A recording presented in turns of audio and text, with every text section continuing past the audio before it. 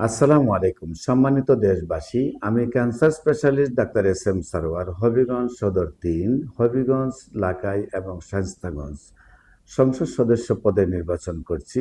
বিশেষ করে বৃহত্তর সুন্নি জোট বাংলাদেশ ইসলামী ফ্রন্ট মোমবাতি প্রতীক নিয়ে আপনাদের বুথে যদি আমি নির্বাচিত হই, আপনাদের সেবা করার যদি আমাকে সুযোগ দেন, প্রথম কাজটি হবে আমার শিক্ষার ব্যবস্থার পরিবর্তন করা, কর্মমুখী শিক্ষা চালু করা এবং বইয়ের বোঝা কমানো এবং শিক্ষার মাধ্যমে দক্ষ কর্মী গড়ে তোলা। বর্তমান শাসন ব্যবস্থা, একজন যদি বিচারের জন্য আবেদন করেন, বাদী এবং বিবাদী মৃত্যু হয়ে যায়, তারপরে বিচার হয় না। বছরের পর বছর কোর্টে ঘুরছেন, কিন্তু বিচার হচ্ছে না। আমরা সুশাসন প্রতিষ্ঠার জন্য, মানুষ বিচার পাওয়ার জন্য, দ্রুত বিচার পাওয়ার জন্য আমরা সর্বপ্রথমেই সকলকে নিয়ে সেই ব্যবস্থা চালু করি। বর্তমান গড়ের পাপোশ থেকে ছাদ পর্যন্ত, বাইসাইকেল, রিক্সা থেকে বিমান পর্যন্ত প্রত্যেকটি পণ্য আমরা শরীরেও, মাথার চুল থেকে পায়ের নখ পর্যন্ত যা ব্যবহার করি, প্রত্যেকটা পণ্যে আমরা বাহিরের ব্যবহার করি। আমরা কর্মমুখী শিক্ষার পাশাপাশি আমরা কর্মস্থল এমনভাবে তৈরি করব, প্রত্যেকটা পণ্য যাতে বাংলাদেশে তৈরি হয়। আমরা প্রত্যেকের কর্মসংস্থান সৃষ্টি করব, বাংলাদেশে যেন একজন মানুষের বেকার না থাকে সেই ব্যবস্থা আমরা নেব। বর্তমান সামাজিক কোন্দল, এটি সবচেয়ে বড় সমস্যা। আমি হবিগঞ্জ, লাকাই এবং শায়েস্তাগঞ্জের প্রতিটি রাজনৈতিক দলের নেতৃবৃন্দকে নিয়ে, প্রতিটি সামাজিক সংগঠনের নেতৃবৃন্দকে নিয়ে আমরা একসাথে কাজ করব। যে কাজটি এখন পর্যন্ত কেউ করেননি, আমি সবাইকে নিয়ে সম্মিলিতভাবে আমরা একটি উদ্যোগ গ্রহণ করব। সেখান থেকে যারা সামাজিক কোন্দল সৃষ্টি করতে চায়, সেখানে আমরা সেই সামাজিক কোন্দলগুলোকে আমরা কঠোর হস্তে দমন করব। বর্তমান নারীদের অবস্থা, আমরা চাই দেশ এগিয়ে যেতে হলে নারীরা এগিয়ে আসতে হবে। বর্তমান 60% নারী, 40% হলো পুরুষ। 60% নারীদেরকে যথাযথভাবে কাজে লাগাইলে দেশ এগিয়ে যাবে। সেই জন্য প্রত্যেকটা নারী, প্রত্যেকটা নারী যাতে কর্মসংস্থা হয়, আমরা কর্মতে নারীদেরকে অধিকার বেশি দেব এবং তাদের যাতায়াত ব্যবস্থার জন্য প্রত্যেকটি যানবাহনে আমি কর্তৃপক্ষ এবং যারা কর্মরত আছেন তাদেরকে ব্যবস্থা নিব, তারা যেন অন্ততপক্ষে নারীদেরকে আগে ওঠার এবং আগে নামার সুবিধা ভোগ করতে দেন। পাশাপাশি নারীদেরকে লেখাপড়াতে আমরা এমন ব্যবস্থা দেব যাতে কোনো সময় আমার কোনো ভাই বা আমার কোনো বাবা, মেয়েরা বাইরে গেলেই যে বিষণ্ণতা ভোগেন সেটা যেন না থাকে, সেই দিকে আমি সামাজিক সবাইকে নিয়ে কঠোর ব্যবস্থা নেব। নারীরা যাতে নির্বিঘ্নে, নিরাপদে সমাজে চলাফেরা করতে পারে, লেখাপড়া করতে পারে এবং আপনারা জানেন দেশের 60% হলো নারী, তাদের চাকরিতেও আমরা অগ্রাধিকার দেব। আমাদের মা বোনরা যেন শান্তিমতে বসবাস করতে পারে, তাদের অধিকার যেন যথাযথভাবে পায়, সেই দিকে আমার দৃষ্টি থাকবে এবং সেই ব্যবস্থা নেব। সবচেয়ে মরণ বিধি হলো মাদক। আমাদের সমাজ আস্তে আস্তে ঝিমিয়ে ঝিমিয়ে মারা যাচ্ছে মাদকের জন্য। আমি হবিগঞ্জ, লাকাই এবং শায়েস্তাগঞ্জ আমার সংসদীয় আসনে যা দেখি আমরা মাদক সেবনকারী পাবো, সঙ্গে সঙ্গে তাদেরকে আমরা দ্রুত চিকিৎসা অবস্থায় নিয়ে যাব।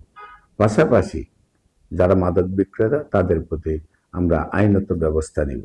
মাদককে আমরা একেবারেই না বলি, মাদককে আমরা আমাদের আসন থেকে সম্পূর্ণ মাদক মুক্ত একটি এলাকা গঠন করি।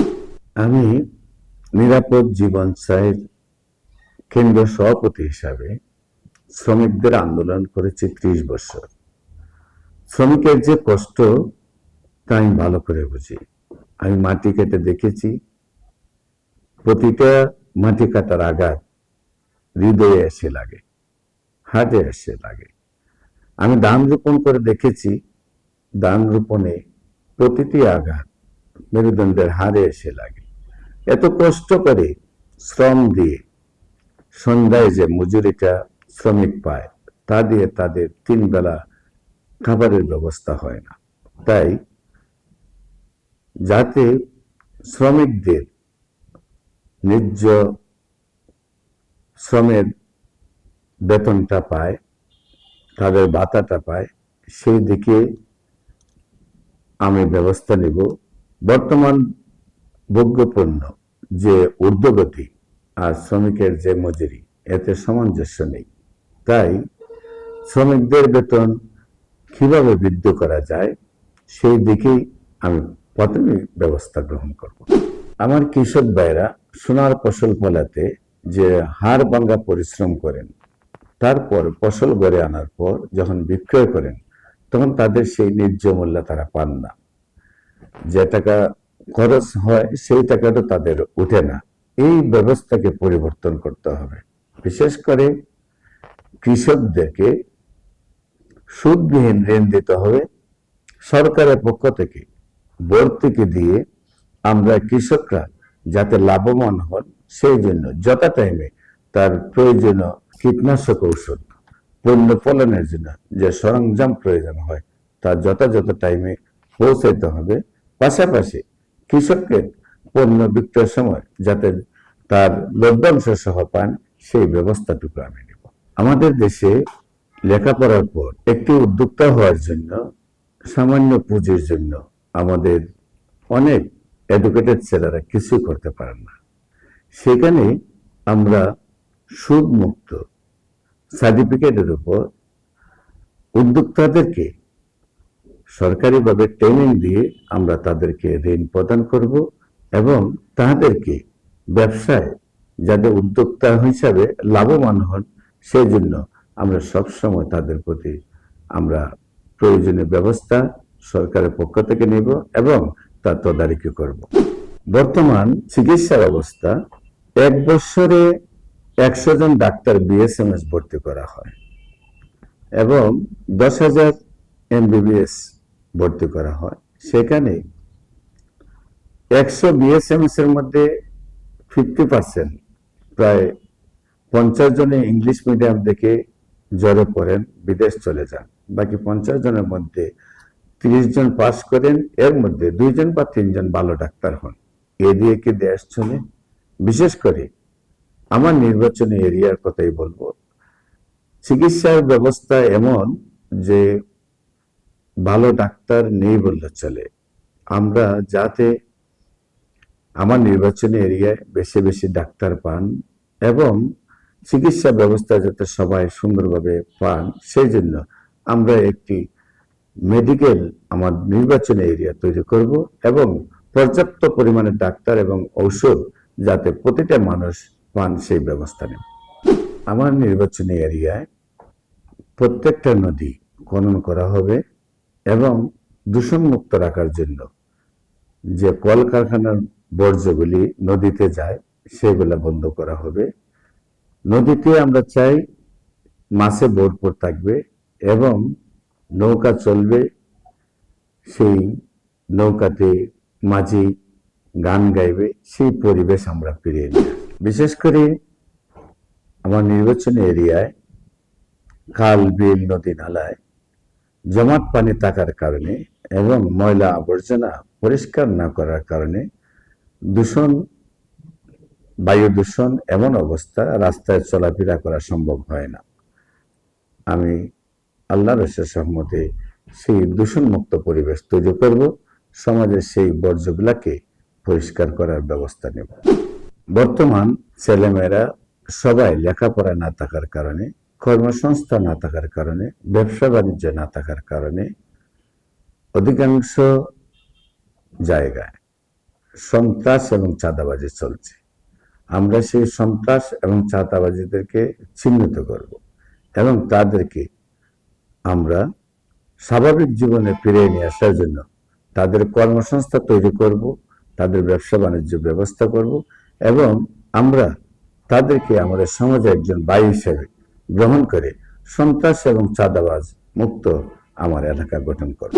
সমাজের প্রতিটি মানুষ যারা দরিদ্র, হিতদরিদ্র, অন্ন, বস্ত্র, বাসস্থানের ব্যবস্থা আমরা নেব, যাতে কেউ কারো কাছে হাত না পাততে হয়, কেউ যেন ভিক্ষাবৃত্তিক চলাফেরা না করতে হয়, আমরা সেই দিকে সজাগ দৃষ্টি রেখে একটি মানুষকেও আমরা কারো কাছে হাত পাততে দেব না আমার নির্বাচনী এরিয়ায়।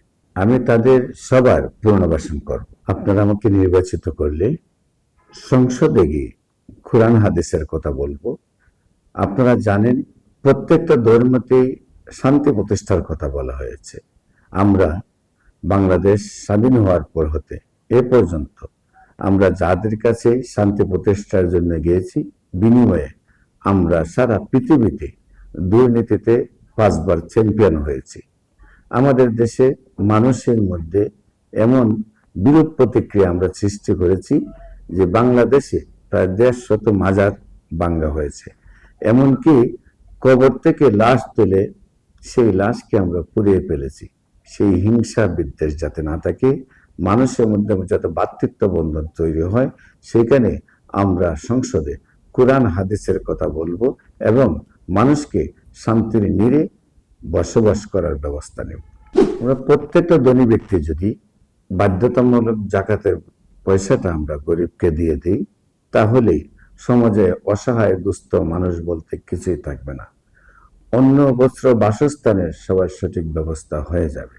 তাই আমাদের সম্পদটা হালাল হবে, আমাদের সম্পদ স্থায়িত্ব হবে এবং সমাজের অসহায় মানুষ বেঁচে যাবে। তাই প্রতিটা মানুষ যাতে বাধ্যতামূলক জাকাত প্রদান করে সেই ব্যবস্থাগুলো আমরা গ্রহণ করব এবং অসহায় দুস্থ মানুষের পাশে থাকব।